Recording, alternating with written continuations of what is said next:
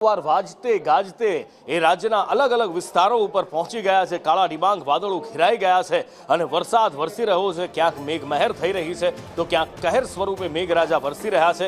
સવારે 6 થી 4 વાગ્યા સુધીમાં 103 તાલુકામાં વરસાદ વરસ્યો છે અને એમાં સૌથી વધારે તાપીના ડોલવણમાં 6.34 ઇંચ વરસાદ વરસ્યો છે અને ડોલવણ પાણી થઈ ગયું છે। એની સાથે શહેરામાં 4.25 ઇંચ વરસાદ વરસ્યો, વાલોડમાં લગભગ 4 ઇંચ વરસાદ વરસ્યો છે અને આ બધા જ વિસ્તારો પાણી થઈ ગયા છે। આ બાજુ ઉમરપાડામાં 3.19 ઇંચ, નડિયાદમાં પણ 3 ઇંચ વરસાદ વરસ્યો છે। આ 10 તસવીરો કે જ્યાં અતિ ભારે વરસાદ વરસ્યો છે, થોડા જ કલાકોમાં જાણે આબ ફાટ્યું હોય એવો વરસાદ વરસ્યો। અંકલેશ્વર, તાપી, ડોલવણ, નડિયાદ, છોટાઉદેપુર, આણંદ, હિંમતનગર, ઈડર, સાબરકાંઠાના અલગ અલગ વિસ્તારો, પોશીના, ખેડા, આ બધે જ જાણે કે વાદળ ફાટ્યું હોય, આબ ફાટ્યું હોય એવો વરસાદ વરસ્યો છે। શહેરોમાં પાણી ભરાઈ ગયા, રોડ રસ્તા જાણે કે નદી બની ગયા છે અને નદીઓ તો ગાંડી તૂર બની છે।